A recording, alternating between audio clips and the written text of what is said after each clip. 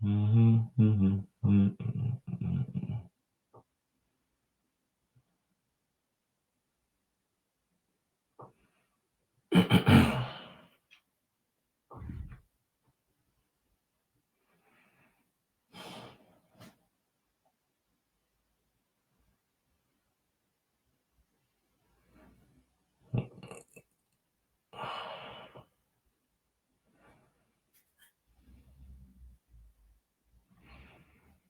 mhm, mhm, mhm, mhm, mhm.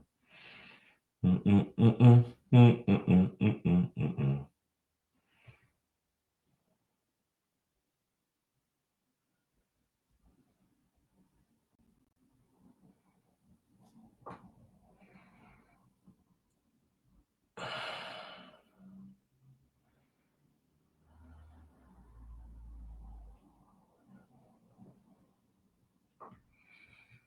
Mhm.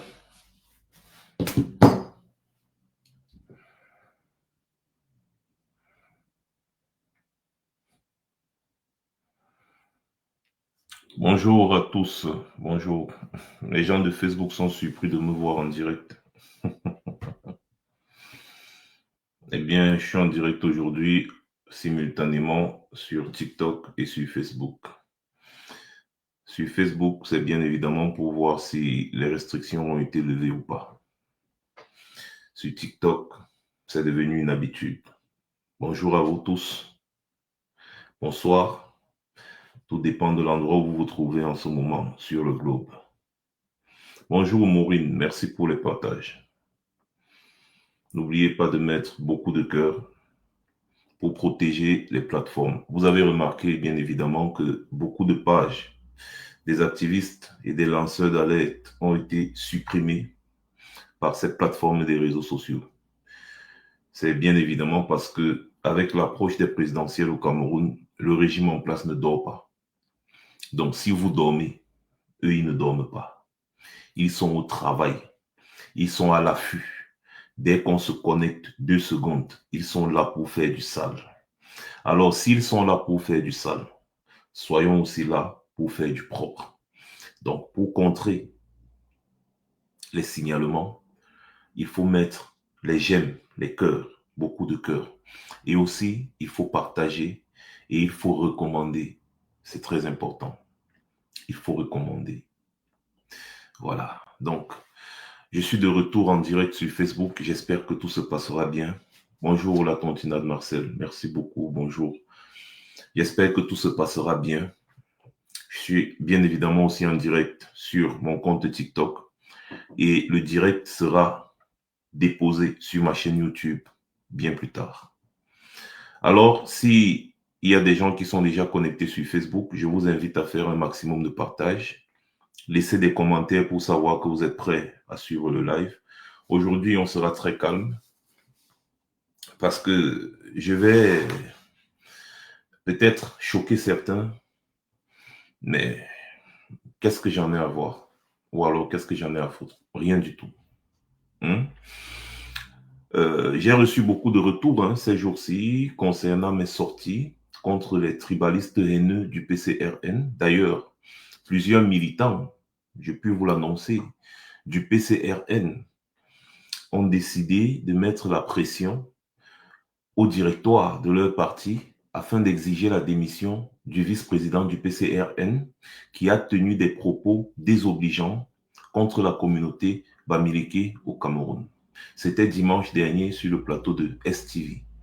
Il a tenu des propos mensongers, des propos stigmatisants, des propos franchement désobligeants, parce qu'il faut utiliser quand même les mots simples, désobligeants, à l'encontre de la communauté bamileke. Alors, plusieurs personnes au sein du PCRN se sont insurgées, n'est-ce pas, contre cela, et apparemment en ce qui concerne le fonctionnement interne de leur parti politique, ils sont en train de faire feu de tout bois pour que cet individu, à la suite des excuses qu'il a présentées, soit démis de ses fonctions parce que c'est intolérable, c'est inadmissible, c'est inconcevable que dans une république, des individus se permettent tous les jours de mépriser une communauté, dans leur pays.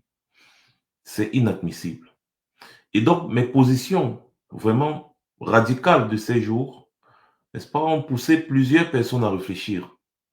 Les gens se sont dit, mais quand même, ça devient grave dans ce pays. Et beaucoup de Camerounais m'ont contacté pour me dire, qu'est-ce qu'on peut faire? Je leur ai dit, tout d'abord, vous devez dénoncer. Il y en a qui m'ont dit, ils ont peur des arrestations.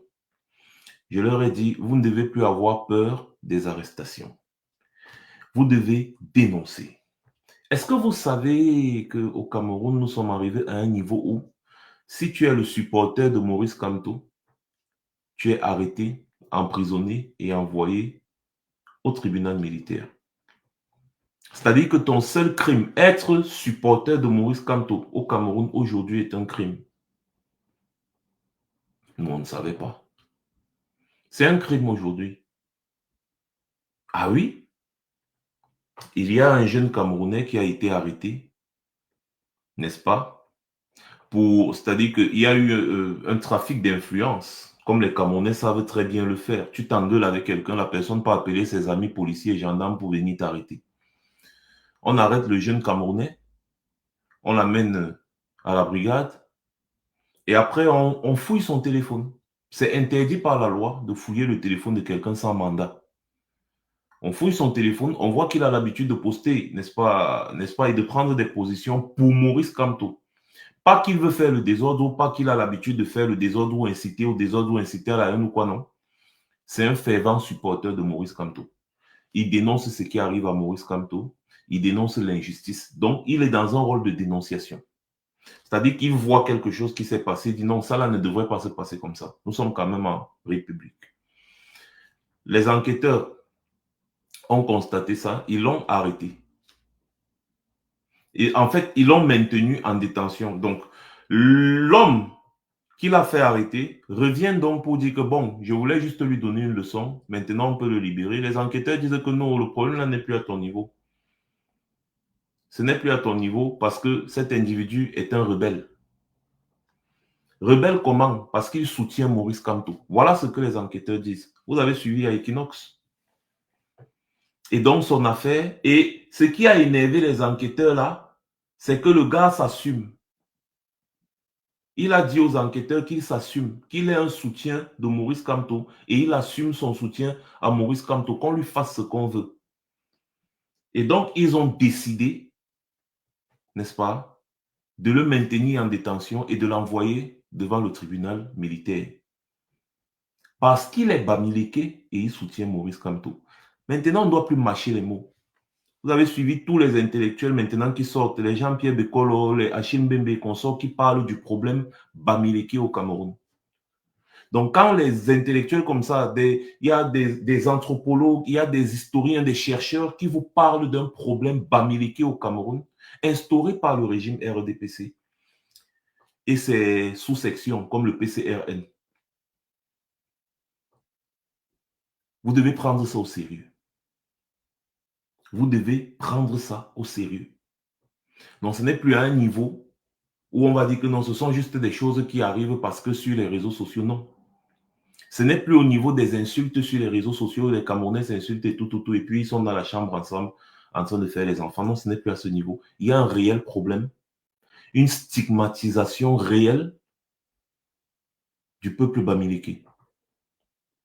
Le peuple bamileke au Cameroun est stigmatisé et c'est une réalité au Cameroun. Et les gens ne peuvent pas dénoncer ça plus que les bamileke eux-mêmes. Donc, le jeune, je vais vous faire écouter, je vais vous faire écouter le reportage d'Equinox sur la question. Je ne vais pas mettre la vidéo parce que quand on met la vidéo, vous savez, TikTok et consort. Voilà. Donc, je vais vous faire écouter la vidéo sur Equinox. Tendez bien vos oreilles et s'il vous plaît, mettez les cœurs. Mettez les cœurs. Sur Facebook, je sais que c'est difficile, mais vous qui êtes là, quand même, essayez de mettre les cœurs, essayez de faire un maximum de partage. Si chacun d'entre vous fait 10 partages, c'est beaucoup. Aidez-nous à protéger nos pages. Parce que lorsque nos pages sont supprimées à tort et à travers comme ça, là, vous-même, vous voyez, est-ce que c'est sérieux? Ces gens veulent nous museler. Même sur TikTok, vous avez remarqué, c'est le même problème. par exemple, Wilfried Ekanga, n'est-ce pas, s'est plaint de la même chose ici sur TikTok. Il avait déjà une très bonne audience, il était très régulier. Et donc, les gens l'ont réussi à complètement restreindre son compte TikTok. Et c'est pareil pour nous tous là. On a des réels problèmes. Donc, vraiment, comportez-vous comme vous vous comportez souvent lorsque vous êtes dans les directs de Congo, ça où on parle des fesses et consorts. On voit souvent les 1 million de j'aime là-bas comme ça. Là. Vous mettez les cœurs jusqu'à 1 million, 2 millions. Mais là, on est en train de parler de la vie des gens. Mais vous n'arrivez pas vraiment à tapoter, vous n'arrivez pas à partager.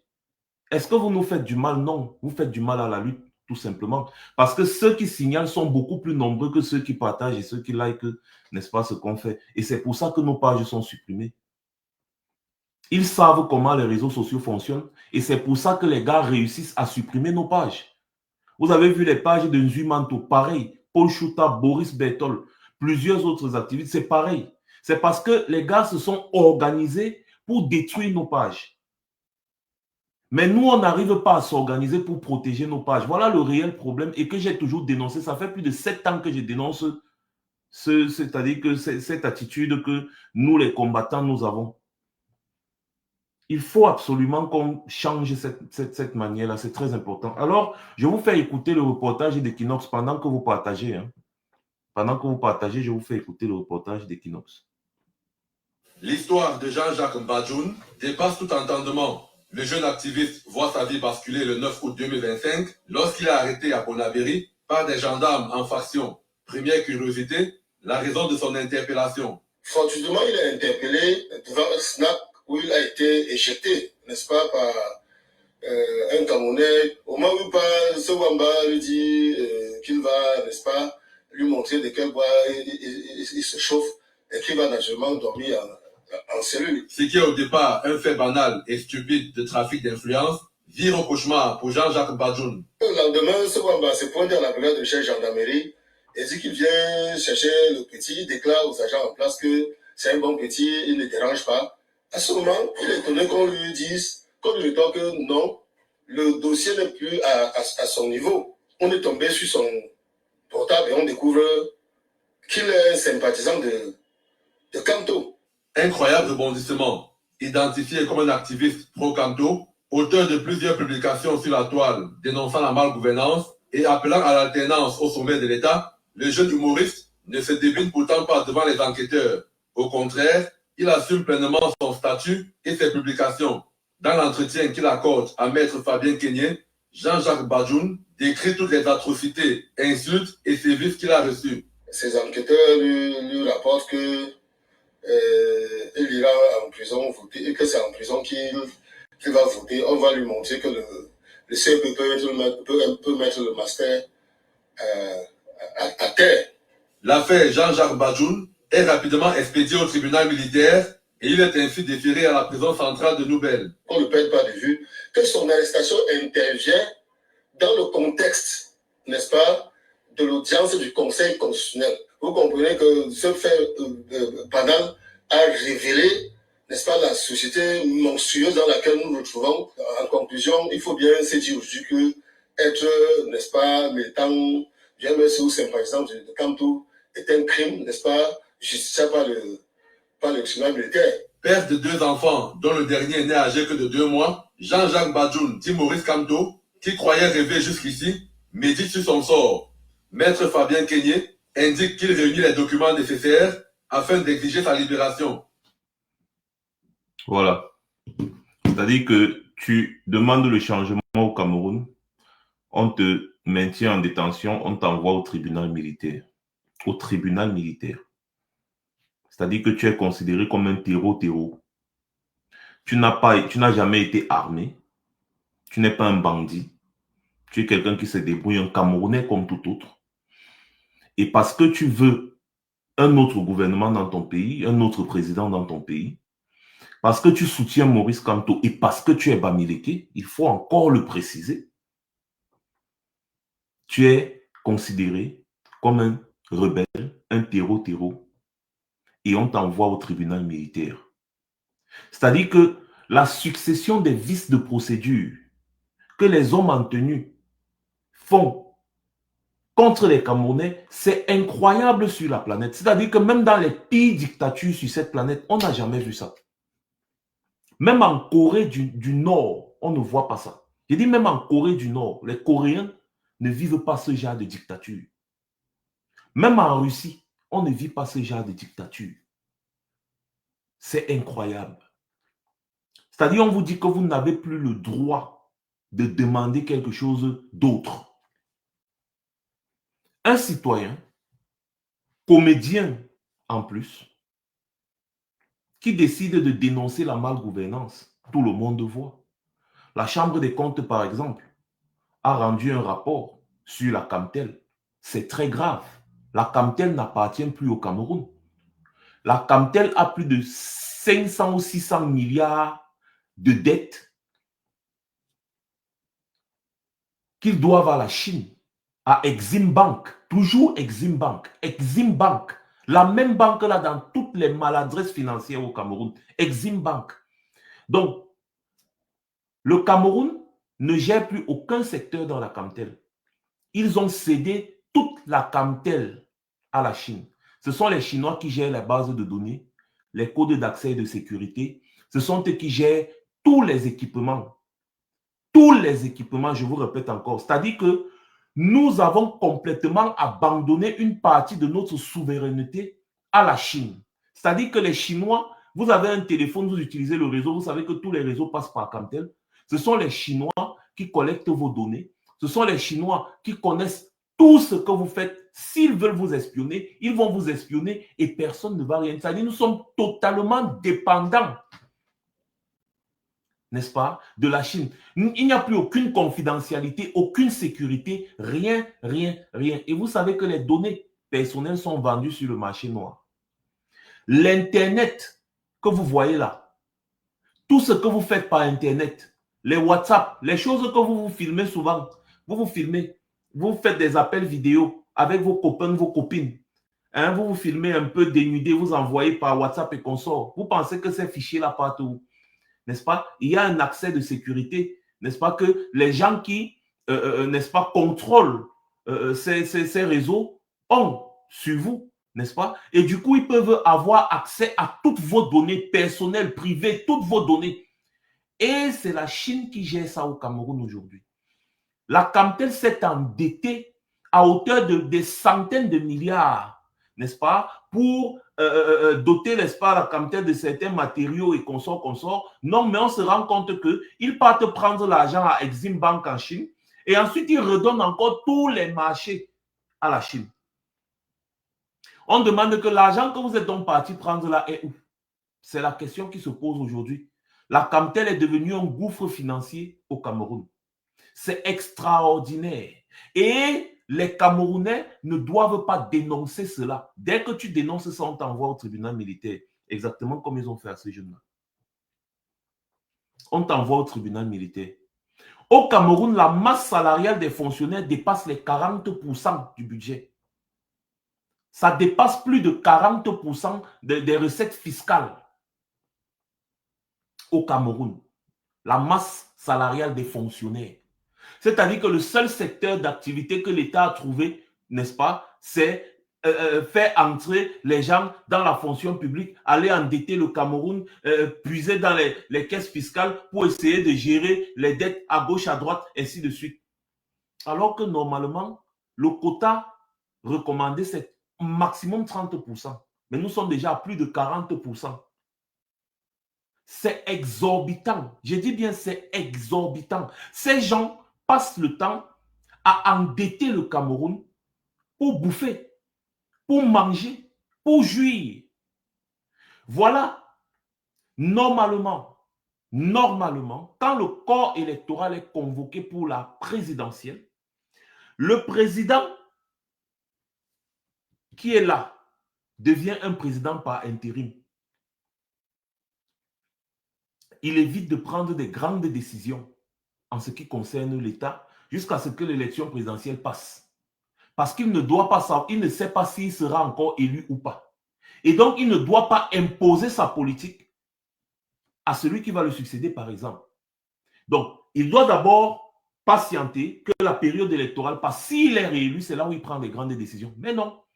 Paul Biya convoque le corps électoral. Ça veut dire que normalement, il est président par intérim. Il ne peut pas cumuler en même temps le poste de président de la République assumé et le poste de candidat à l'élection présidentielle. Est-ce que vous trouvez que c'est logique? C'est-à-dire qu'il est candidat à l'élection présidentielle et en même temps, il est le président de la République qui assume tous les pouvoirs. Non. Quand le corps électoral est convoqué en ce qui concerne la présidentielle, le président devient comme un président par intérim. Il y a certaines décisions, certains décrets qu'il ne doit pas signer. On attend d'abord que l'élection présidentielle passe. S'il est réélu, là, il peut continuer sa politique. Mais ce qu'il est en train de faire, c'est qu'il veut imposer sa politique à ceux qui vont prendre, qui peuvent ou qui pourraient prendre le pouvoir après lui. Ça ne se fait pas dans une république. C'est de la lâcheté politique et c'est une confiscation pure et simple du pouvoir. Et en plus, ça démontre que le gars sait déjà que c'est lui qui sera encore là. Je fais cette précision pourquoi? Parce que récemment, il a donné l'autorisation à lui, Paul Motazé, le ministre des Finances, et pas le ministre de l'économie, non, le ministre des Finances, d'aller endetter le Cameroun encore à plus de, je ne sais pas combien, de plus de 800 milliards. Dans quel but? Pour rembourser les intérêts des dettes du Cameroun qu'on n'a pas encore pu rembourser. Presque 900 milliards même. Hein. Donc la dette officielle du Cameroun va passer de 14 000 milliards à 15 000 milliards. Jusqu'à présent, le RDPC n'a pas encore fait un bilan clair sur tout cet endettement. Lui, c'est 900 000 milliards. Merci beaucoup, Héraclès. 900 milliards, 900 milliards, excusez-moi. Donc, jusqu'à présent, le RDPC, nous sommes à la veille de l'élection présidentielle. Ils n'ont fait aucun bilan, mais ils ne font que signer des décrets, prendre des grandes décisions qui engagent la nation tout entière. Et ça, on ne doit pas dénoncer. On ne doit pas dénoncer. Il envoie Motazé prendre cet argent pour quoi faire? Pour rembourser les dettes du Cameroun. C'est-à-dire, on ne pas s'endetter. Et ces 900 milliards-là, n'est-ce pas, auront des intérêts. Auront des intérêts. C'est-à-dire, on va s'endetter avec intérêt pour rembourser les intérêts d'une dette qu'on n'a pas pu rembourser. Et ainsi de suite. Pendant ce temps, toute une partie de notre souveraineté se retrouve entre les mains des Chinois. Des Chinois. Vous vous rappelez même les avions que la Cameroun utilise, les MA60. C'est toujours les mêmes Chinois là qui nous ont prêté de l'argent et ensuite qui nous ont vendu des avions. C'est-à-dire qu'ils vous prêtent de l'argent, ensuite ils reprennent l'argent qu'ils vous ont prêté avec beaucoup d'intérêt. Ils vous vendent les avions à 10 fois le prix, le coût normal de l'avion. Et comme si ça ne suffisait pas, Paul Biya convoque le corps électoral en pleine campagne, après avoir convoqué le corps électoral pour la présidentielle, il convoque le corps électoral pour les régionales, les élections régionales, alors qu'il a prorogé le mandat des députés et des conseillers municipaux d'1 an. C'est-à-dire que ceux qui doivent voter les conseillers régionaux aujourd'hui sont des gens qui sont là par décret. Ce ne sont plus des élus. Ils sont là par décret présidentiel.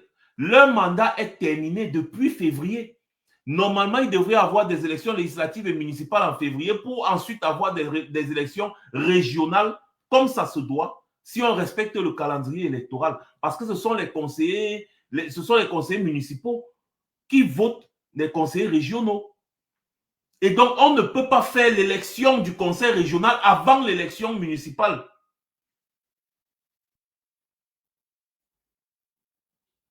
Quelle est l'urgence de convoquer le corps électoral pour les élections régionales alors qu'on vient de convoquer le corps électoral pour la présidentielle? On a décidé de proroger le mandat des députés, des conseillers municipaux et autres d'1 an. Logiquement, on devrait proroger le mandat des conseillers régionaux qui sont là aussi. Parce que l'élection régionale ne peut pas se passer avant l'élection municipale et législative. C'est incroyable ce que nous sommes en train de vivre au Cameroun aujourd'hui. Et Paul Biya n'a pas qualité en ce moment pour convoquer le corps électoral que ce soit même des législatives, que ce soit des régionales. Non, il n'a plus qualité. Depuis qu'il a convoqué le corps électoral pour la présidentielle, il n'a plus qualité.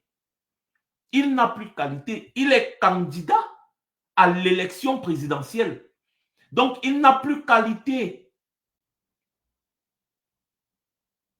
il n'a plus qualité. Il y a conflit d'intérêts. Il y a conflit d'intérêts. Et quand on observe tout ça, on ne peut pas dénoncer au risque de se faire arrêter, envoyer, jeter abusivement en prison. Et surtout, si tu es Bamileke, ne parle pas. Attention, si tu es Bamileke, alors c'est très grave. On t'envoie seulement que devant le tribunal militaire, là où on juge les terreaux et les gens qui détiennent les armes à feu. Je suis en train de vous parler des faits. Nous ne sommes plus dans une république. Là, nous sommes dans Alcatraz. Nous sommes à Alcatraz. Ça, ce n'est plus une république. Au lieu donc de dénoncer ça, qu'est-ce que les gens du PCRN de Cabral Libye font? Ils s'en prennent aux Bamileke.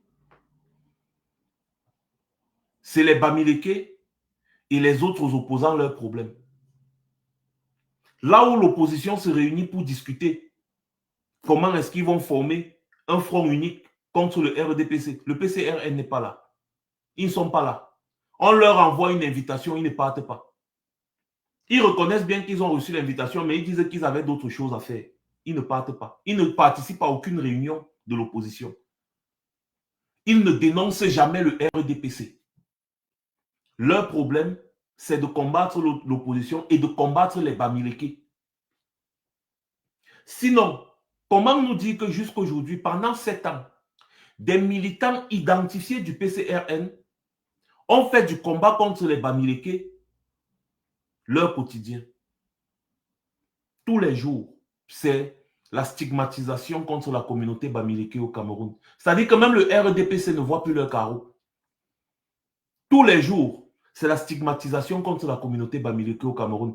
Vous allez rentrer chez vous, on va vous chasser de Douala, on va porter le siège de votre parti de Baham, on va renvoyer ça à Baham. Les Bamileke, ils ne vendent pas les terrains à l'ouest, si on n'est pas Bamileke. C'est-à-dire que ils le font au quotidien, c'est sur les réseaux sociaux, ils sont identifiés. Donc on ne peut pas dire que c'est des faux profils, non. Ils sont identifiés et ce sont tous des proches collaborateurs du président actuel du PCRN.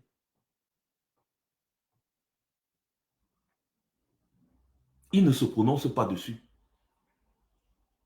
D'ailleurs, dès que tu vas aborder le sujet, Ibo t'en touche. Il va se prononcer dessus comment, quand son programme politique, c'est effectivement d'instaurer le vrai tribalisme au Cameroun. C'est-à-dire que vous ne comprenez pas un peu son histoire de fédéralisme communautaire. C'est que sur ta carte d'identité, désormais, on va noter, tu es Bamileke, tu es Bassa, tu es Boulou, tu es Eton, tu es machin. Il va regrouper les communautés, un peu comme s'il regroupe les groupes. Il regroupe les... Vous voyez, quand vous faites la ferme, vous ne mélangez pas les pondeuses avec les poulets de chair, et les poulets du village et les machins. C'est comme ça qu'il va regrouper les Camerounais. Il va vous regrouper, il dit fédérer les communautés. C'est-à-dire, il vous dit que non, vous êtes un peu trop éparpillés. Donc, vous tous là, on va vous regrouper chacun, n'est-ce pas? Vous voyez un peu, c'est-à-dire prison pour femmes, prison pour hommes, prison pour ceci, prison pour cela. Chacun reste dans son secteur. Et il avait dit quelque chose qui m'avait choqué. Il dit que si quelqu'un qui n'est pas originaire d'une zone arrive dans une zone, dans la zone là, et qu'il veut investir, il sera obligé de recruter seulement les enfants de la zone là. Vous voyez que c'est une république que ces gens veulent construire. Ou alors, ils veulent seulement faire, genre, c'est juste, le Cameroun va devenir une conglomération ou bien une agglomération, je ne sais plus comment on dit ça en français, n'est-ce pas, un regroupement villageois, de quelques communautés villageoises qui vont vivre entre elles. Voilà comment ces gens prévoient transformer le Cameroun. Et lui, il parle de fédérer. Or, c'est une division qu'il est en train d'instaurer, de vouloir instaurer. Et il a l'audace de proposer ça aux Camerounais. Il a l'audace de proposer ça aux Camerounais. Le journaliste ne fait que, je l'ai suivi sur Canal 2, le journaliste ne fait que lui expliquer que mais ça c'est de la division. Il dit non, c'est la fédération, il faut fédérer. On fédère les énergies, on fédère les communautés, on fédère les ceci, on fédère les cela. Donc, désormais, les Bassa doivent vivre ensemble dans leur coin, les Fulbe doivent vivre ensemble dans leur coin, les Tupuri doivent vivre ensemble dans leur coin, les Bakoko vont vivre ensemble dans leur coin, les Sawa vont vivre ensemble dans leur coin, les Tika vont vivre ensemble dans leur coin, les Bamoun vont vivre ensemble dans leur coin, les Bami vont vivre ensemble dans leur coin, et comme ça, la République sera gentille, la République sera bien. Voilà ce que le PCRN propose aux Camerounais. Les Camerounais qui ont passé leur temps, leur vie à se mélanger, à vivre ensemble, à tourner, malgré le fait que le RDPC impose la division. Mais quand vous regardez au sein de la société camerounaise, cette division est minime parce que les Camerounais sont partout, ensemble, partout, installés sur tout le Cameroun. Il n'y a qu'une infime partie de Camerounais bien identifiés qui se comportent comme des scélérats du temps de l'époque de la pierre taillée. Et donc, on veut imposer la vie en tribu en 2025. C'est-à-dire qu'à l'époque, en Europe, ici, c'était les tribus. La tribu GMN, la tribu de ceci, la tribu de cela, la tribu de ceci. C'est ça que ces gens ont décidé de revenir imposer aux Camerounais, au Cameroun. Ils disent fédéralisme communautaire. Et ça se voit sur leur comportement, qui insultent. Ils ont fait, n'est-ce pas, des Bamileke leurs serpillères. Mais ce sont eux qui demandent l'argent des Bamileke tout le temps. D'ailleurs, leurs meilleurs financiers sont les Bamileke. Et ces Bamileke la financent, on les insulte, ils continuent de financer parce qu'ils sont en train de calculer leurs intérêts. C'est-à-dire, c'est quand même incroyable ce que je suis en train de vivre au Cameroun. Les gens se lèvent le matin, ils peuvent insulter une communauté comme ils veulent. Et vous allez quand même voir, certains membres de cette communauté vont partir leur donner leur argent. Ils finissent de vous insulter bien. Ils disent que ce ne sont que les Bamileke qui ont cotisé pour Maurice Kamto. Et après, ils viennent sur STV. Ils disent que l'argent que Maurice Kamto a collecté, là, il faut que Maurice Kamto mette ça à leur disposition pour qu'ils battent campagne. Mais vous voyez ce narcissisme-là.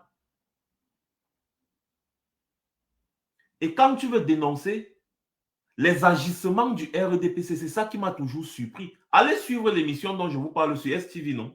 Allez suivre. C'est-à-dire que le vice-président du PCRN et le type du RDPC étaient en commun accord. Exactement comme quand le PCRN et le RDPC se retrouvent sur tous les plateaux télé, ils sont toujours deux contre tous les autres. Contre tous les autres de l'opposition. S'il y a le SDF, s'il y a le MS, s'il y a... Le PCRN est toujours contre tous ces gens et il est toujours d'accord avec le RDPC. Allez regarder les émissions, les débats, les plateaux télé. Il est d'accord. Le type du RDPC dit, bah écoute, moi j'ai voulu acheter la maison là où je vivais et le monsieur a refusé de me vendre. Le gars du PCRN dit, oui, les Bamileke ne vendent pas les terrains aux gens qui ne sont pas Bamileke. Moi-même j'ai voulu acheter le terrain à l'ouest. On a refusé de me vendre le terrain parce que je ne suis pas Bamileke. La journaliste lui demande que, Tam, tu as voulu acheter ça où? Il dit, madame, il réfléchit après, il dit, Abafoussam, non? Ou à Bafoussam. Et il réfléchit après, comme le quartier le plus populaire à Bafoussam, on dit tout quartier Famla, il dit quartier Famla. Où? Et maintenant, quand on lui dit que, dis-nous, qui a refusé de te vendre le terrain? Parce que tu n'es pas Bamileke. Ils viennent présenter les excuses. Mais est-ce qu'on t'a demandé de présenter les excuses? On veut juste identifier la personne qui a refusé de te vendre le terrain à Bafoussam parce que tu n'es pas Bamileke. C'est tout ce qu'on demande, non? Un avocat de surcroît qui ment ouvertement, qui stigmatise toute une communauté en plein plateau télévision et on ne lui fait rien. Moi, je suis en train de vous démontrer la connivence qu'il y a entre le PCRN et le RDPC. Souvenez-vous, après les élections législatives et municipales de 2020, Cabral Libi fait une petite conférence de presse dans leur chambre là qui leur sert de quartier général. Il dit que pendant les élections, lors de la proclamation des résultats, il avait envoyé ces gens acheter des bidons d'essence pour déposer devant le tribunal, devant un tribunal là où on devait lire les résultats. Et il y avait le juge qui devait lire les résultats dans le tribunal et il y avait des gens dans le tribunal. Ensuite, il a appelé. Il a dit que si vous ne donnez pas les bons résultats, moi, on va vous brûler, vous tous là-bas dedans avec le tribunal. Acte de terrorisme. Oui. Il n'a jamais été inquiété. Personne ne l'a forcé à faire ces déclarations. Il a fait ces déclarations devant la presse, la télévision. C'est disponible. Personne ne l'a jamais inquiété. Mais pour peu qu'un jeune Camerounais affirme son soutien à Maurice Kamto, il est abusivement interpellé, jeté en prison, sans toute autre forme de procès. Pour peu que quelqu'un demande le changement au Cameroun, comme les Bibou Nissak, les Awassou Mispa, les Alain Fogué et tous les militants et sympathisants du MSC qui ont été arrêtés abusivement depuis et qui sont toujours en prison jusqu'à aujourd'hui, ça fait 7 ans. Pour peu qu'ils aient dénoncé, on les enferme. Mais quelqu'un vous dit qu'il a menacé de brûler un bâtiment public, il a acheté des bidons d'essence. Il a menacé de brûler un bâtiment public avec tous les fonctionnaires publics qui s'y trouvaient. Il n'a jamais été inquiété.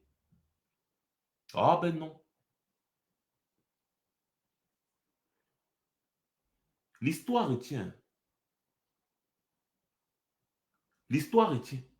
Et comme si ça ne suffisait pas, en pleine campagne, pleine période présidentielle, quand les autres membres de l'opposition essaient de se réunir pour discuter sur comment est-ce qu'ils vont affronter le RDPC ensemble, main dans la main, le même parti politique, lui, il n'est pas là. Il n'est pas là. Sur les plateaux télé, il est toujours d'accord avec le RDPC. D'ailleurs, ils ont dit qu'ils sont des proposants. Ils ne sont pas des opposants. Et vous allez remarquer sur les réseaux sociaux, quand on fait un post, allez voir sur mes pages, même seulement, quand je fais un post pour attaquer le RDPC avec des faits, les premières personnes à venir défendre le RDPC et m'insulter, c'est les gens du PCRN. Ça dit, je ne les ai pas mentionnés. Je n'ai jamais parlé d'eux. C'est parce que j'ai remarqué cette attitude que j'ai commencé à dire, mais ces gens-ci sont en mission pour détruire l'opposition de l'intérieur. Ces gens-ci sont en mission et c'est là où j'ai décidé que même eux-là, je vais les combattre farouchement. Et j'ai commencé à sortir leur dossier un à un. Comme vous voyez maintenant, tous les autres sont en train de sortir leur dossier là. C'est des gens qui sont nocifs et dangereux pour le changement au Cameroun.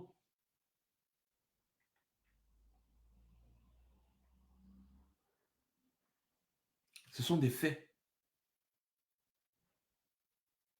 Remarquez, quand Achille Mbembe a fait sa sortie pour dénoncer le tribalisme anti-Bamileke au Cameroun, cette sortie aurait pu mettre à mal le RDPC si le PCRN n'était pas là. Parce que ceux qui dépensent leur énergie pour dénoncer les propos d'Achille Mbembe, pourtant des propos réels que tout le monde vit, ceux qui dépensent leur énergie pour protéger le RDPC dans cette situation où le RDPC pourrait tomber, c'est les gens du PCRN, même sur les plateaux télé. D'ailleurs, l'émission dont je vous parle sur STV, là, c'était ça le propos, les propos d'Achille Mbembe. Et c'est pour ça que le vice-président du PCRN disait que non, ceux qui font le tribalisme au Cameroun, ce sont les Bamileke, donc Achille Mbembe n'a pas raison. Il va même jusqu'à dire que Achille Mbembe a manqué de tact, que Achille Mbembe parle sans preuve. Il parle là comme ça d'un chercheur, d'un historien. Lui, un petit avocaillon de rien du tout. Il parle là d'un chercheur, d'un historien. Il dit que celui-là, il a manqué de tact, machin, machin. Quelqu'un relate l'histoire du Cameroun avec des faits probants, palpables. Toi, tu viens de dire qu'il a manqué de tact, il a une âme, machin, il parle seulement pour parler. Et quand tu finis de dire ça, tu viens t'excuser. Est-ce que vous n'avez pas remarqué comme moi, les gars? Les gens qui passent leur temps à défendre le RDPC sur les plateaux télé, dans les médias, les réseaux sociaux, c'est les gens du PCRN. Vous ne les verrez jamais dans un combat. Citez-moi un seul combat que le PCRN a porté contre le RDPC jusqu'à aujourd'hui, depuis 2018 jusqu'à aujourd'hui. Je vous mets à défi. Citez-moi un seul, s'il vous plaît. Un seul combat pour changer le code électoral. Ils sont venus là au début comme des figurants dans les premières réunions, ensuite ils ont disparu. On ne les a plus jamais vus. Quand on a parlé, n'est-ce pas, de la vacance du pouvoir, qu'il fallait constater l'état de santé de Paul Biya, eux, ils ont des députés. Il ne faut pas l'oublier, ils ont des députés et donc ils peuvent agir directement à l'Assemblée nationale. D'ailleurs, c'est ce qu'ils vous ont dit, que ça ne sert à rien de boycotter l'élection, il faut être à l'intérieur pour pouvoir combattre. Ok, vous étiez à l'intérieur. Vous tous, vous voyez, vous n'allez pas dire que vous ne voyez pas l'état de santé de Biya. Vous n'allez pas dire ça aux Camerounais, que vous ne voyez pas l'état de santé de Biya. Vous tous, vous voyez l'état de santé de Biya. Vous êtes des députés, vous faites même partie du bureau politique de l'Assemblée nationale. Est-ce que vous avez porté le combat quand on a commencé à parler de la vacance du pouvoir? Biya avait disparu de la circulation. En tant que député, est-ce que vous avez exigé à l'Assemblée nationale qu'on parle de ce problème? Parce qu'en tant que député, vous pouvez questionner dans ce genre de situation. Et même engager des actions fortes. Ils ont engagé que l'action rien. Quand le SDF a fait le blocus à l'Assemblée nationale pour qu'on mette, n'est-ce pas, le problème anglophone sur la table et qu'on en discute, les gars n'étaient pas là. Citez-moi un seul combat qu'ils ont porté. Je ne parle pas de faire la vidéo pour dénoncer la mine de fer de Kribi, hein, parce que ça, là, nous, on avait déjà dénoncé depuis. Donc, le rôle d'un député, ce n'est pas de, c'est pas de faire la vidéo sur les réseaux sociaux comme les nous, comme ça, pour dénoncer quelque chose. C'est de poser des actes. Est-ce que tu as porté tes pieds, tu es parti à Kribi? Est-ce que tu es parti faire un blocus, comme les députés français, allemands, britanniques et consorts font souvent? Quand le gouvernement ne fait pas quelque chose de normal, ils s'habillent, ils mettent leurs attributs de députés, ils s'en vont sur le terrain, ils font des blocus. La mine de fer, là, elle a été exploitée et elle continue d'être exploitée par les Chinois. Alors que toi-même, Cabral Libby, tu as dénoncé que c'est une exploitation abusive. Mais est-ce que tu es parti sur le site? Depuis là, tu es parti sur le site. Est-ce que tu es parti organiser même une manifestation devant le site pour dire que c'est inadmissible qu'on donne une telle mine à des Chinois? Toi-même, tu as dénoncé avec des chiffres. Quelque chose qui pouvait nous rapporter plus de 300 000 milliards. Les Chinois nous ont donné seulement 1500 milliards ou 2000 milliards pour 50 ans. Pour 50 ans. Toi-même, tu as dénoncé ça ici, chiffre à l'appui. Est-ce que tu as mené une action contre ça? Non. Quel est donc leur bilan depuis qu'ils participent? Les mairies qu'ils ont gérées, l'avancée? Nous, on a vu des mairies qui ont fermé. Même quand le RDPC gérait la mairie, c'est la mairie de Matom. Ou c'est quoi là? Ça n'avait jamais fermé. Mais vous, pour une fois, on vous donne une mairie, vous mettez la clé sur la porte. Le bilan. Voilà. Et donc, comme vous ne voulez pas, n'est-ce pas, qu'on vous questionne, vous commencez à défendre le RDPC parce que vous avez un deal avec le RDPC. Le RDPC, vous allez dans l'opposition, vous embrouillez pour accompagner le RDPC. Et quand le RDPC se maintient au pouvoir, le RDPC vous distribue quelques postes de députés, de conseillers municipaux, de maires. C'est vos arrangements d'ailleurs. Comment se fait-il que dans une zone où le PCRN a gagné tous les conseillers municipaux, ces conseillers municipaux devaient voter pour le conseil régional? C'est le RDPC qui vient gagner le conseil régional dans cette zone. Donc, tous les conseillers municipaux du PCRN ont voté pour le RDPC. Et qu'est-ce que le président du PCRN vient dire après ça? Il dit, c'est rien, ça va aller. Il y a eu haute trahison dans ton parti politique, non? Ou alors tu étais d'accord? N'a idée, non, mon frère? Ça dit que c'est les conseillers municipaux qui doivent voter pour le conseil régional. Dans une zone où tous les conseillers municipaux appartiennent à un parti politique. Mais c'est le RDPC qui vient gagner dans cette zone-là. Alors que ce sont les conseillers municipaux d'un parti politique de l'opposition qui devaient voter. Curieusement, après que Grégoire Wona ait fait un tour, d'ailleurs, on a l'habitude de te voir. Tu crois que tu es trop caché? Mais non, les gens te voient avec Grégoire Wona tout le temps.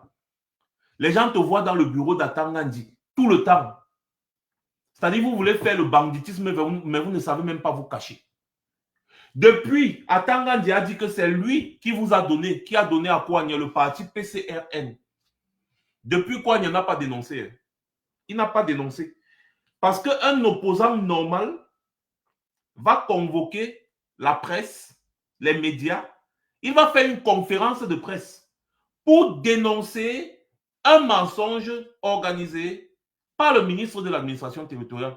Cabral Libye ne l'a pas fait. Personne au PCRN ne l'a fait. Tout ce qu'il a fait, c'est qu'il a posté sur son compte une vidéo qui disait qu'il avait préparé les dossiers pour un parti politique. Après, on a refusé. Après, il est parti pleurer chez...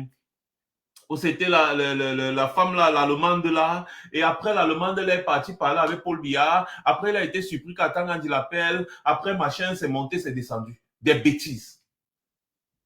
Quand on veut faire un démenti, surtout quand c'est un membre du gouvernement qui est ministre de tutelle des partis politiques, qui a fait cette déclaration, quand tu veux faire une dénonciation, quand tu veux démentir, tu convoques la presse. Mais quoi, il ne fait jamais de conférence de presse. Il a fait des conférences de presse combien de fois? Maurice Kamto n'est nulle part dans l'appareil dirigeant. Pas de conseiller, pas de maire, pas de sénateur, pas de député. Mais Maurice Kamto a déjà fait plus de conférences de presse au Cameroun pour dénoncer les problèmes du Cameroun que toute l'opposition réunie.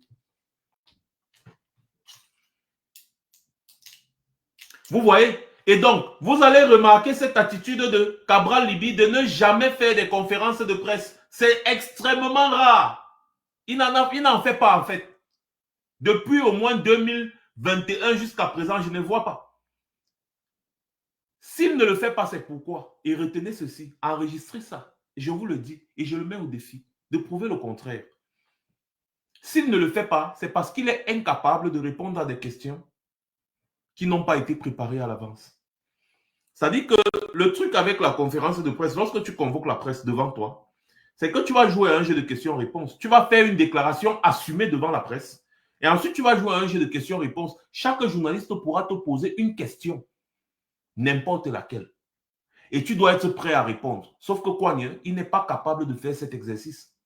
C'est pour ça que vous ne le verrez jamais affronter la presse. C'est une réalité. C'est comme ça qu'on reconnaît les opposants sérieux dans un pays. C'est des gens qui dénoncent. C'est des gens qui sont tout le temps devant la presse. C'est des gens qui convoquent la presse. C'est des gens qui s'opposent. C'est des gens qui parlent, qui crient tout le temps. C'est ça l'opposition. Vous n'allez pas me dire qu'un individu qui ne fait jamais de conférence de presse veut qu'on le prenne au sérieux. Vous savez pourquoi je parle de l'individu, non? C'est parce qu'il est parti à Kribi là, devant ses quelques amis qu'il a réunis là-bas. Il dit que les candidats qui ont été recalés par le Conseil constitutionnel et les CAM doivent se prononcer sur le changement. Ils doivent se donner leur position. Machin, on les appelle à nous soutenir. Minalmi, on soutient la bêtise. C'est toi qui vas dire quand est-ce que les gens vont se prononcer. C'est toi qui vas imposer aux gens de se prononcer. Fais ton meeting. Tu as dit que tu es assez fort pour que les Camerounais votent pour toi. Pourquoi tu as encore besoin des gens que tu insultes tous les jours? Et en même temps, le vice-président de son parti politique est sur le plateau de STV. Il prononce Maurice Kamto. Il dit que Maurice Kamto doit apporter l'argent qu'il a collecté, que les Camerounais ont collecté pour sa campagne, 6 milliards. Il doit apporter ça pour qu'eux ils puissent battre campagne ensemble et que Maurice Kamto doit les suivre. C'est pour ça que je parle d'eux. Sinon, c'est des mécréants, des insignifiants. Et là, je suis en train de vous démontrer le comportement complice du PCRN avec le RDPC. C'est pour ça que je parle de sous-section du RDPC. Le PCRN est une sous-section du RDPC. Leur rôle, ce n'est pas de s'opposer au RDPC. Leur rôle, c'est de s'attaquer aux réels opposants. Et ensuite, de recevoir, n'est-ce pas, la récompense en ayant quelques dividendes et quelques individus qu'on va placer comme élus à gauche, à droite, ainsi de suite. Et c'est comme ça que vous allez voir, aucun de ces élus ne peut vous apporter un bilan parce que ce sont des gens nommés. Vous aviez vu Nouran Foster. Vous vous rappelez de la vidéo de Nouran Foster? Elle était, je ne sais pas, elle partait où, je crois qu'elle était vers l'ouest. Elle est arrivée à une barrière de police et le policier l'a méprisée. Elle dit, tu sais qui je suis? Tu ne vois pas le macaron sur la voiture? Le policier dit, on fiche le camp là-bas. Mais c'est parce que le policier là sait que tu ne vaux rien, tu n'as pas été élu. Le policier là sait que vous êtes des gens juste qu'on a nommés et que vous ne valez rien. Ces policiers connaissent comment la politique se passe au Cameroun. Ils savent que vous n'êtes pas des réels députés parce qu'à l'époque où il y avait des vrais députés au Cameroun, aucun policier ne pouvait parler à un député. Mais aujourd'hui, on a été surpris de voir que les policiers insultent une députée, il s'en fout et rien ne lui est arrivé. Qu'est-ce qui est arrivé à ce policier? Dans un pays sérieux où un député a réellement le pouvoir, ce policier serait déshabillé. Oui, ce policier serait déshabillé, je le dis. Et le député devait veiller à ce que ce policier soit déshabillé. C'est-à-dire que vous vous rendez compte, vous êtes en France, un policier vient, il insulte et il méprise un député qui est en train de passer avec ses attributs de député de la nation.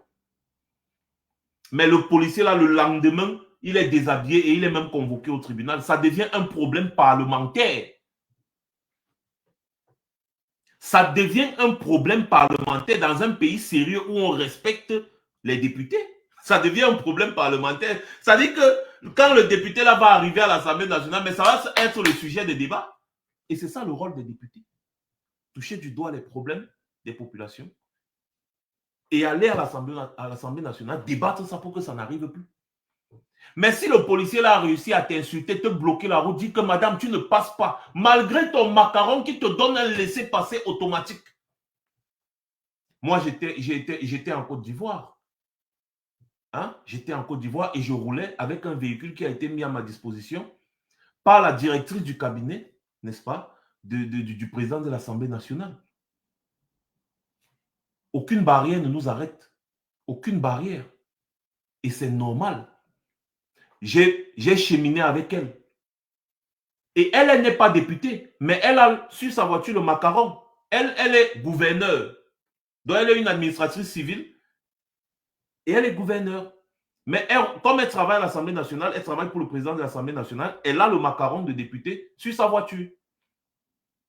Et du coup, elle roule partout. J'ai roulé avec elle partout. On ne l'arrête pas. Et c'est normal. J'ai été à l'Assemblée nationale en Côte d'Ivoire. Je vous ai montré quelques vidéos. J'ai participé à des sessions parlementaires. J'ai vu comment des députés défendent les Ivoiriens. J'ai vu comment des députés de l'opposition font arrêter une séance. Que le président de l'Assemblée nationale ne peut pas continuer tant que ces gens-là ne sont pas revenus. Il est obligé de suspendre la séance. J'ai vu le président de l'Assemblée nationale aller causer avec les députés de l'opposition qui ont boycotté la séance pour trouver un terrain d'entente. Et ensuite, on a inscrit à l'ordre du jour les problèmes que ces gens ont apportés. Et les gars n'étaient pas très majoritaires, hein, s'il vous plaît. C'était une partie de l'opposition. Mais les autres opposants ont été solidaires. Et le parti au pouvoir, pourtant majoritaire, s'est retrouvé, n'est-ce pas, seul dans la salle. Parce que ces députés-là, c'est des vrais députés. Je vais prendre le temps de vous raconter mon séjour en Côte d'Ivoire parce que j'ai vu beaucoup de choses dans ce pays-là. On peut faire des reproches, mais ce que moi j'ai vu, il y a beaucoup d'avancées. Maintenant, comme je dis toujours, ce sont les Ivoiriens qui connaissent réellement les problèmes qu'ils vivent et c'est à eux de dénoncer ces problèmes. Et je les encourage d'ailleurs parce qu'un peuple qui veut évoluer doit identifier les problèmes et les dénoncer. Donc, ne me demandez pas d'aller dénoncer les problèmes des Ivoiriens. Je vous parle seulement de ce que j'ai vu. Ça ne veut pas dire qu'il n'y a pas de problème en Côte d'Ivoire, non. Il y a des problèmes en Côte d'Ivoire, des problèmes politiques, des problèmes sociaux. Mais les Ivoiriens sont mieux placés pour dénoncer ces problèmes parce qu'ils les connaissent mieux. Et vous avez vu l'opposition ivoirienne se mobiliser. Cette opposition s'est mobilisée avec, n'est-ce pas, une autorisation de manifester que les autorités ont donnée. D'ailleurs, les autorités ne pouvaient pas faire autrement parce que quand eux ils veulent se mobiliser, ils se mobilisent. Et c'est pour ça que j'encourage et je félicite toujours le peuple ivoirien parce que c'est un peuple mature. Et donc, revenons à nos moutons. Non, revenons à nos moutons. Donc, vous avez vu comment un policier au Cameroun méprise une députée. Elle n'est pas suppléante. Elle est députée. Députée plein. Il la méprise, il dit, tu ne passes pas. Tu ne passes pas. Elle a été obligée, filme ici, machin, tu me connais, tu sais qui je suis, ça veut dire même quoi ça. C'est parce que le policier là sait que vous êtes des vauriens et vous avez juste été placé à ces postes-là par le bon vouloir du RDPC. C'est parce que le policier là sait que vous avez des arrangements avec le pouvoir et que vous n'êtes pas des vrais députés. C'est pour ça que ces policiers se permettent de vous mépriser. Peut-être elle, Nourane Foster, elle est naïve parce qu'elle a mis beaucoup d'argent dans cette histoire. Mais moi, j'aimerais bien dire à Nourane Foster que la mère, tu dépenses ton argent comme ça là. Mais en réalité, vous tous là, vous êtes là par la volonté du RDPC. Pas parce que vous avez été élu quelque part. Non, c'est parce que le RDPC a décidé. Et c'est pour ça que vous n'avez aucun respect. C'est la réalité. Voilà pourquoi j'ai dit que le PCRN est une sous-section du RDPC. Et donc, comment est-ce qu'on va faire pour s'en sortir dans cette situation? Vous avez d'un côté un régime machiavélique qui a fabriqué des faux opposants pour brouiller et embrouiller l'opposition camerounaise. Vous avez d'un autre côté des réels opposants, n'est-ce pas, qui sont abusivement recalés de l'élection présidentielle. Et ensuite, vous avez ces faux opposants-là qui appellent ceux qui ont été recalés à les soutenir. Alors que quand ces gens ont été recalés abusivement à Mondovision, ces mêmes gens ont jubilé. Hein. Les faux opposants-là, ils ont jubilé. Ah oui, oui. Pendant que le monde entier dénonçait l'attitude anticonstitutionnelle du Conseil constitutionnel, ceux-là, ils prennent la parole sur les plateaux télé, ils disent que le Conseil constitutionnel a été très professionnel et indépendant. Même chose pour le Conseil électoral. Vous voyez? Et quand les candidats sérieux, le candidat le plus sérieux, le plus populaire et le candidat qui était l'adversaire principal du RDPC est recalé abusivement, anticonstitutionnellement, ces mêmes individus qui jubilent viennent lui demander de les soutenir. C'est bizarre. Vous voulez que Maurice Kamto se prononce sur vous? Que Maurice Kamto se lève et dise allez voter pour Cabral Libye. Et quand le RDPC va voler la victoire de Cabral Libye, qu'est-ce que Cabral Libye va faire? Cabral Libye va prendre l'avion, il va partir aux États-Unis, comme à son habitude. Arrivé aux États-Unis, il va dire bon, c'est l'opposition qui avait gagné, mais bon, on va faire comment? Le RDPC tient les manettes du pouvoir, comme il avait fait en 2018. Et maintenant, Maurice Kamto va se retrouver dans quoi? C'est le piège. C'est le piège. Et moi, je vous avais déjà dit ça. Ne vous précipitez pas derrière tel ou tel candidat. Non. Parce que tous ces gens-là, c'est bonnet, blanc, blanc, bonnet. Et Maurice Kamto ne peut pas. Je vous ai dit que Maurice Kamto est un homme intelligent. Il ne peut pas tomber dans ce genre de piège. Et d'ailleurs, quand Max parle toujours ces choses, les gens disent que ouais, Max, toi, même si parfois tes analyses, tu déranges. Comment tu sais ça? Ce n'est pas que je sais. J'étudie la situation du Cameroun. Et vous avez lu la pensée de Maurice Kamto concernant le piège du chasseur au village. C'est pas ce que je vous disais ici tout le temps, chaque temps. C'est ça. Mes vidéos sont encore disponibles sur YouTube. Je ne cause pas avec Maurice Kamto. Hein. Mais le problème, c'est que Maurice Kamto est un homme honnête et logique. Moi, je suis un homme honnête et logique. Et normalement, nos pensées concordent. Parce qu'on réfléchit en toute logique et en toute honnêteté. C'est tout. Quand tu es logique et honnête, c'est difficile que tu te trompes. Voilà la réalité. Et donc, vous avez vu, je vous ai dit que Maurice Kamto ne peut pas se prononcer sur un candidat. Il faut d'abord que ces candidats-là, se prononcent entre eux.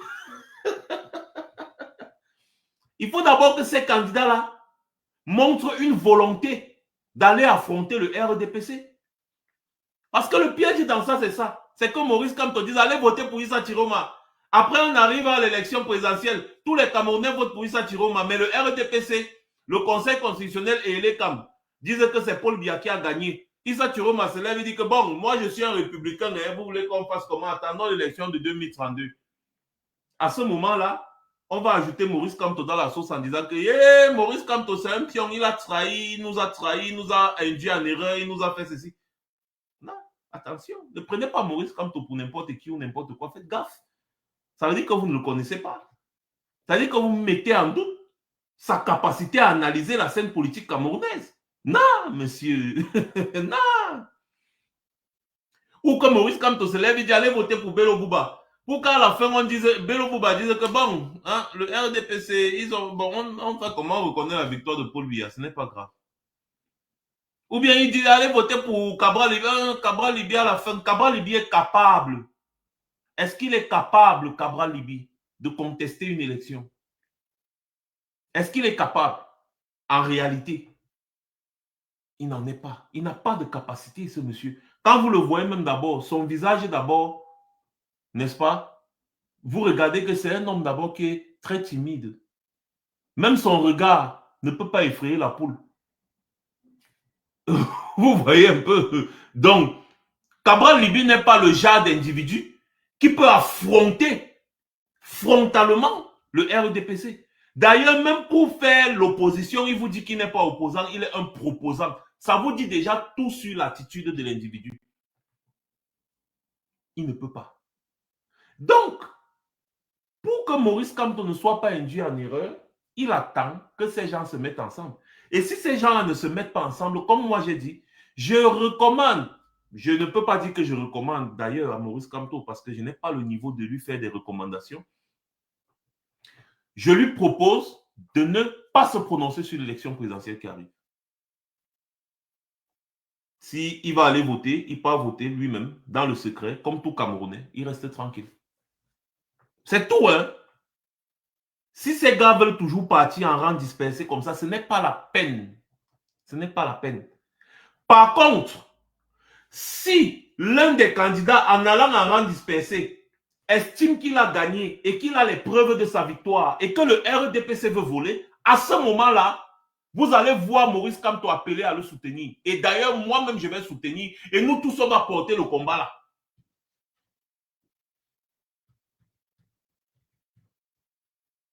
Je répète. Si l'un de ces candidats arrive à l'élection présidentielle et estime qu'il a gagné, et dit qu'il a gagné, et réclame, revendique sa victoire ouvertement, à ce moment-là, nous tous, on va le soutenir. Maurice Kamto y compris. C'est tout. Ce sera un combat très noble, Ménélique. Oui, ce sera un combat très noble parce qu'on soutient le vainqueur. On soutient celui qui réclame sa victoire. Je vous rappelle que la majorité des Camerounais que vous voyez soutenir Maurice Kamto aujourd'hui, c'est dans ces mêmes conditions qu'ils ont décidé de soutenir Maurice Kamto. C'est dans ces mêmes conditions. C'est-à-dire que si en 2018, il y avait 20% de Camerounais qui ont soutenu Maurice Kamto avant la présidentielle, 80% ont commencé à soutenir Maurice Kamto après la présidentielle, quand Maurice Kamto a commencé à combattre pour revendiquer sa victoire. C'est à ce moment-là que les 80% sont venus soutenir Maurice Kamto parce qu'à ce moment, ils ont reconnu un homme debout. Et c'est la même chose. Nous, on attend. Si vous ne voulez pas partir ensemble, allez en rang dispersé. Mais si parmi vous, quelqu'un a le cran d'affronter frontalement le RDPC, on va lui apporter tout notre soutien. Voilà nos conditions. Mettez-vous ensemble pour une coalition dans le but de battre et de renverser le RDPC. On va soutenir cette coalition. Mais si vous décidez de ne pas vous mettre ensemble, vous partez en rang dispersé et que quelqu'un parmi vous revendique la victoire, on va le soutenir. Voilà. On ne passe pas par 4 chemins. C'est ça qui est la réalité. Donc, arrêtez de vous embrouiller. L'analyse politique, ce n'est pas le voir bébé. Ce n'est pas un jeu d'enfant. Il faut être mesuré. Ah oui. Vous comprenez ce que je suis en train de dire? Pour éviter les pièges du chasseur, il faut être intelligent. Voilà. Effectivement, hybride, le seul mot d'ordre qui puisse donner un sens à notre lutte, c'est lors de la revendication. C'est ça. Ce qui veut dire que parmi tout cela, même si c'est n'importe qui, moi je vous dis dans cette position-ci, puisque nous sommes dans la vérité, je vous assure que même si c'est Kouagne qui dit qu'il a gagné l'élection présidentielle jusqu'à il revendique, qu'il conteste, ses militants sortent dans les rues, non. Je vais mettre mes genoux à terre, je vais dire que Kouagne, je m'étais trompé sur toi. Je t'apporte tout mon soutien.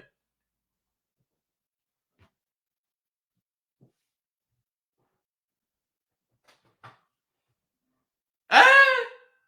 À ce moment-là, je serai le meilleur soutien de Kouagne. Je vous dis, je vais lui apporter tout. C'est-à-dire que je vais lui apporter tout mon soutien. Et c'est comme ça pour tous les autres candidats. Et oui, rendez-vous à Genève, hein, c'est quand encore là, le 26? C'est ça, le 26? Le 26 à Genève? Rendez-vous à Genève, moi-même je serai là. Rendez-vous à Genève pour la grande manifestation le 26 septembre prochain. Moi-même je serai là. Voilà. Donc, voilà en réalité dans quoi est-ce qu'on se trouve. Sur Facebook, comme d'habitude, les petits buveurs de ils disent viens au Cameroun. Tu fais la bouche sur Internet, viens au Cameroun. Et lui-même, il est en train d'écrire sur Internet. Toi-même, viens ici écrire, viens ici me parler. Chèvre de broussailles. Voilà la réalité. Et il faut garder son calme. Il faut garder son calme. Rien n'est fini tant que ce n'est pas fini. Et quand vous avez des hommes comme Maurice Kamto sur la scène politique dans votre pays, faites-lui confiance. On analyse la situation du Cameroun, on comprend que le peuple camerounais, c'est difficile qu'il sorte. Il faut faire avec. Il ne faut pas juste se réduire à insulter les Camerounais ou à les mépriser, à dire un peuple de lâches, un peuple de ceci. Non. C'est vrai que c'est-à-dire que c'est une expression d'une frustration qu'on peut avoir. Mais à la fin, qu'est-ce qu'on fait? Nous sommes dans une lutte. Il faut bien aboutir. Donc, on essaye d'adapter les stratégies par rapport, n'est-ce pas, à la situation dans laquelle on se trouve. C'est tout. C'est ce qu'on est obligé de le faire. Nous sommes tous déçus par le comportement des Camerounais. Mais comme nous savons quelle est l'importance de la lutte que nous menons, qu'est-ce qu'on fait? On essaie de s'adapter. Et donc, lorsque vous avez des hommes comme Maurice Kamto sur la scène politique, il n'est pas candidat, mais c'est lui qui est au devant de la scène politique. Il n'est pas député, il n'est pas maire, il n'est pas conseiller, mais c'est lui qui est au devant de la scène politique. Tout le monde lorgne Maurice Kamto. Les Akere Mounao, les Issa Mao, les Belobou, tout le monde, ouais, Maurice Kamto, c'est maintenant que tous reconnaissent la puissance de Maurice Kamto. Parce que, observez que depuis là, Maurice Kamto est un peu calme. La scène politique au Cameroun est morte. Ça dort. On avait l'habitude d'avoir du piment, le piment frais. Pour ceux qui connaissent, qui ont vécu à Yaoundé, qui connaissent Obala. À Obala, il y a un papa là qui a créé un restaurant spécialisé dans la viande du bœuf, les lamelles de viande du bœuf. Tu arrives là-bas, tu choisis les lamelles, c'est encore frais. On te braise ça là, on vient te servir sur le plateau en bois.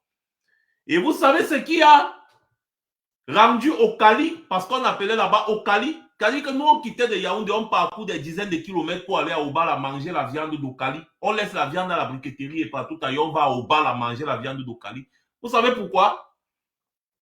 C'est parce que le père là te sert la viande avec le piment frais. Le bon piment, écrasé, frais, mais fait d'une certaine façon. Toi-même, tu coupes la viande, tu mets le piment, tu manges, tu dis que yes, j'ai mangé la viande. C'est toujours la même viande de bœuf que vous mangez partout, mais c'était différent. Donc c'est ça. Maurice Kamto est un peu comme le piment d'Okali dans la politique camerounaise. Il savait pimenter la chose. Ça avait le goût. Mais maintenant, ça dort. Ça dort. Même sur les plateaux télé, c'est-à-dire, comme Maurice Kamto n'a posé aucun acte, même les plateaux télé, j'ai suivi le débat ce dimanche, je suis les débats, c'est bizarre. Les sujets, non. Mais dès que Maurice Kamto va faire une sortie, ces temps-ci, parce que bientôt il va faire une sortie, ne vous inquiétez pas, le père là, non, il connaît. C'est lui, n'est-ce pas, qui a le thermomètre de la politique au Cameroun. Il va faire une sortie et vous allez voir, ça va enflammer tous les débats. C'est Maurice Kamto qui fait la pluie et le beau temps de la politique au Cameroun. C'est pour ça que tous ces gens le draguent. Comme l'autre a dit, il est devenu la plus belle fille du village. Tout le monde le drague maintenant. Or, quand Maurice Kamto menait ses combats, ces gens-là étaient là, ils observaient Maurice Kamto à distance. Ils disaient qu'ils ne sont pas du quartier. C'est aujourd'hui que tous comprennent le combat de Maurice Kamto. Combat contre le système électoral. Combat, n'est-ce pas, pour parler de l'état de santé de Biya, c'est-à-dire invoquer la vacance du pouvoir. Et tous les petits problèmes qu'il dénonçait tout le temps. Vous voyez, c'est maintenant, c'est aujourd'hui qu'ils comprennent tout ça. Et à chaque fois qu'un de ces acteurs politiques prend la parole, il évoque toujours que Maurice Kamto doit se prononcer, Maurice Kamto doit soutenir, Maurice Kamto. Même Kouagne. Mais comme Kouagne, lui, il a un problème avec le nom de Maurice Kamto, il va toujours dire les candidats qui ont été recalés là, même par respect, il ne respecte pas. Il ne veut même pas prononcer le nom de Maurice Kamto parce que Cabral Libi est un tribaliste notoire, je vous le dis. Il a de la peine à prononcer le nom du professeur Maurice Kamto. Vous allez tout voir, il va tout dire, les candidats que les candidats. Oh, les autres, ils disent, oui, Maurice Kamto, oui, ils assument. Mais quoi, non, il ne dit pas Maurice Kamto. Non, il va tout dire, les candidats qui ont été recalés, ils doivent se prononcer, ils doivent soutenir, ils doivent... J'ai remarqué quelque chose, hein, que j'ai d'ailleurs dénoncé. J'ai partagé cette remarque avec vous sur ma page Facebook. J'ai remarqué que chacun d'entre eux parle de Maurice Kamto tous les jours. Ils côtoient Maurice Kamto, ils cotisent Maurice Kamto. Ils veulent le soutien de Maurice Kamto, de tous ses militaires et sympathisants. Mais personne d'entre eux n'est encore allé rencontrer Maurice Kamto officiellement. Bon, peut-être les gars ont peur que quand ils vont aller rencontrer Maurice Kamto, dès qu'ils vont sortir de chez Maurice Kamto, ce sera direct tribunal militaire. Ouais, nos opposants là, ils veulent être président de la République, les gars ne s'assument pas.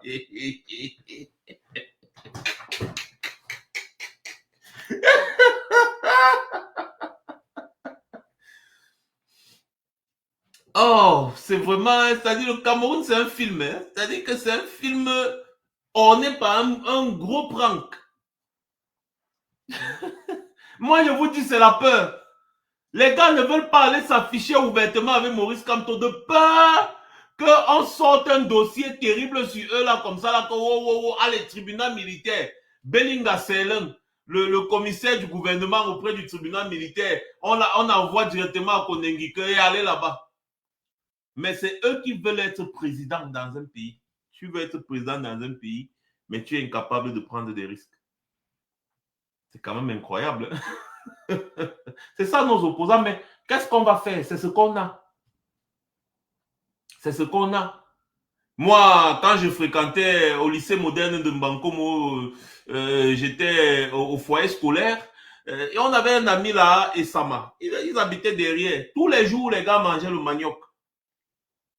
Ils mangeaient le manioc, soit avec la sauce d'arachide, soit avec le pomme. Tous les jours, c'était le manioc. Pas de riz, pas de plantain, pas de... C'était le manioc. Une façon de dire, on fait avec ce qu'on a. Donc, notre qualité d'opposant là, non. On accepte ça comme ça.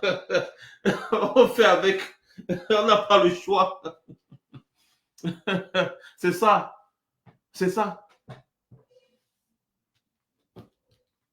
Donc, mes chers Camerounais, il ne faut pas vous décourager. Et surtout, ne plongez pas, n'est-ce pas, dans des débats inutiles où vous allez même commencer à vous diviser. L'autre dit, moi, je vais soutenir Tiroma. L'autre dit, je vais soutenir Bello Bouba. L'autre dit, je vais soutenir tel. Non, ne soutenez personne. Attendez. Vous êtes pressé pourquoi? Votre soutien gratte. Non. Portez votre soutien et restez tranquille. Attendez. Le moment de soutenir va arriver. Vous êtes des combattants pour la liberté. Et vous ne devez pas apporter votre soutien à n'importe quel kidam qui ne vous a encore rien prouvé. Ce n'est pas parce qu'Issa Chiroma sort, il mobilise. Ce n'est pas aujourd'hui. Issa Chiroma, lui, il mobilise comme ça depuis. Il a beaucoup de militants. C'est d'ailleurs eux qui font toujours gagner le RDPC au nord. C'est eux. Que ce soit par la fraude, que ce soit par le vote. Chiroma et Bello Bouba, ça ne surprend personne. Ils mobilisent. Mais vous avez eu l'habitude de voir Maurice Kamto mobiliser plus que toutes ces personnes réunies. Donc moi, je suis surpris que vous ayez quand même... n'est-ce pas, vous soyez surpris, ou alors je suis surpris que vous soyez surpris, ou alors je suis surpris que ça vous surprenne, ces mobilisations. Je reconnais que les gars mobilisent, ils sont très populaires parmi tous les autres opposants qu'il y a. Chiroma et Bello Bouba sont plus populaires que tous les autres opposants. Ça, je le reconnais, c'est normal, c'est vrai. Mais ne vous laissez pas impressionner par ça. Ne vous laissez pas impressionner par ça. On a besoin, n'est-ce pas, d'avoir un candidat sérieux. Parce que la politique, c'est que vous voyez, c'est quelque chose de très dangereux. Vous pouvez vous mettre derrière Bello Bouba ou derrière Issa Chiroma à la veille de la présidentielle. Le gars vous dit que bon, on a eu une réunion avec le parti politique et on a décidé d'accorder une dernière chance au candidat Paul Biya. Parce que vraiment, la nation a trop de défis et on voit que c'est l'homme de la situation. Parce que derrière, il y a eu quelques valises d'argent qui ont circulé et tout. Quand même, moi, je ne sais pas, les gens qui ont eu l'habitude de retourner les vestes, moi, sérieusement, moi, je ne fais pas confiance. C'est quand ces personnes font leurs preuves. Et la preuve que je vous dis, c'est la contestation post-électorale. C'est ça la preuve. C'est à ce moment-là qu'on constate que celui-ci, c'est vraiment un opposant chaud. Je tiens beaucoup à mon image. Donc, même si Chiroma vient me voir et me dit que Max Senior, soutiens-moi, je suis vraiment sérieux dans ma démarche. Je vais dire que oui, tonton, je vais te soutenir dans l'âme et dans l'esprit, dans mon cœur. Je vais te soutenir dans l'espérance et dans l'espoir que le moment venu, et on sait que ça va arriver, quand le RDPC va vouloir voler ta victoire, que tu te battes. À ce moment-là, maintenant, mon soutien ne sera plus dans l'âme, dans l'esprit, mais mon soutien sera maintenant physique, visible et populaire. Mais pour le moment, je garde mon soutien. Et c'est la même chose que je vais dire à tous ces autres candidats. D'ailleurs, bon, je ne vais pas vous dire, je n'aime pas dire des choses que je traite en privé. Donc, je ne vais pas vous dire qui m'a contacté, qui ne m'a pas contacté ou quoi. Ça, c'est des bêtises, c'est des détails. Mais je vous dis juste ma position. Jamais, vous n'allez pas me voir apporter mon soutien à quelqu'un ici tant que la personne n'a pas fait ses preuves. Ou alors, tant que Maurice Kamto n'a pas dit soutenir. Voilà mes conditions. Et ils le savent. Voilà. C'est tout. C'est-à-dire que tu veux que je mange ta viande brisée, montre-moi que tu as les bons condiments. Et mange pas n'importe quelle viande brisée. Et je ne suis pas un bordel politique. Que je suis là, j'ai apporté toute mon âme, ma conscience à Maurice Kamto. Et Maurice Kamto subit une injustice. Non, je plonge, je pars ailleurs. Non, ça veut dire que je n'étais pas sérieux. J'attends ce que Maurice Kamto va dire. Et si Maurice Kamto ne dit rien, je ne dis rien. J'attends le moment où moi-même, je sais que je ne pourrai pas me tromper. Le moment où le RDPC va essayer de voler et le candidat qui va entrer dans le ring avec les gants de boxe comme ça, comme Ganou, que bagarron, à ce moment-là, moi-même, je suis fort. Hein. Là où vous me voyez toujours assis. Je suis fort. Hein. À ce moment-là, moi-même, je vais entrer dans le ring. Je vais porter les gants que bagarron aussi. Je vais soutenir tous les candidats qui vont bagarrer contre le RDPC, quelles que soient les armes qu'ils vont utiliser pour bagarrer contre le RDPC, à vous soutenir. Voilà ma position officielle. Donc ne vous dérangez même pas. Voilà. Et c'est la meilleure position à avoir. Je ne l'impose à personne, mais je dis que c'est la meilleure position à avoir. Faut être patient. Et il faut savoir raison garder dans tout ce qu'on fait. Il faut savoir raison garder. Voilà. Et donc, comme moi j'étais de 10 ans, mes chers frères et sœurs, on va essayer de voir comment on va organiser une petite discussion ici à ce sujet, bien évidemment, sur TikTok. N'est-ce pas? Vous êtes très nombreux aujourd'hui, mais vous n'avez pas fait beaucoup de partage. Vous êtes très nombreux sur TikTok là, mais vous n'avez pas fait beaucoup de partage. Il faut faire beaucoup de partage, c'est important. Ça fait aussi évoluer la page, ça fait diffuser le message. Et pour ceux qui n'ont pas suivi le direct, je rappelle encore, ce sera disponible, le direct, il sera disponible sur ma chaîne YouTube. Ceux qui n'ont pas suivi le direct d'hier, le direct d'hier est déjà disponible sur ma chaîne YouTube, Max Seigneur Officiel. Et ce direct-ci aussi sera disponible sur ma chaîne YouTube, Max Seigneur Officiel, dès demain matin. Voilà. Donc, vous allez suivre le direct. Vous vous faites votre petite idée. On continue la lutte. Et surtout, on identifie bien les ennemis. Et je vous le dis, le PCRN est l'ennemi de l'opposition camerounaise. Et si j'ai une consigne de vote à donner, c'est de ne même pas voter pour le PCRN. C'est-à-dire que ne votez jamais pour Cabral Libye. Non, ne votez pas pour lui. Parce qu'il a en son sein des tribalistes anti-Bamileke et ce n'est pas normal. On ne peut pas avoir des gens qui haïssent une communauté du Cameroun. Et on dit qu'on va même les considérer. Je dis non. Donc des tribalistes notoires n'ont rien à faire en politique au Cameroun. Donc comme je disais, consigne de voter. Ne votez pas le PCRN. Je le dis encore ouvertement. Parce que c'est une sous-section du RDPC. Voilà. Et si le PCRN veut nous prouver qu'il n'est pas une sous-section du RDPC, qu'il commence déjà par chasser son vice-président qui a stigmatisé sur un plateau télé la communauté Bamileke. Je me suis fait entendre. Est-ce que vous avez bien suivi ce que j'ai dit? Voilà. On va battre campagne contre ces gens-là. Ils vont aller se débrouiller ailleurs. Il ne faut plus mâcher ces mots. Hein. Il ne faut plus mâcher ces mots. Il vous a dit que même si c'est pour Nyakam, on va les Nyakam. A dit Tok Soani du Djokam. Ano du Djokam. Voilà. Sur ce, merci beaucoup d'avoir été aussi nombreux. Merci à ceux qui étaient là depuis le début. Retenez que ne vous précipitez pas. Ne vous précipitez pas. Gardez votre calme calmement. Et attendons voir celui qui va faire ses preuves. Si entre-temps, il y a une coalition, là, à ce moment-là, on pourra pousser la réflexion un peu plus loin. Mais pour le moment, calm down. Calm down. On attend. On observe. On fait comme les chasseurs de rats. Pour être un chasseur de rats, il faut être patient. Le chasseur de rats qui est patient attrape toujours les gros rats. Voilà. Sur ce, passez une bonne journée. C'était Max Senior. Je reviendrai très certainement.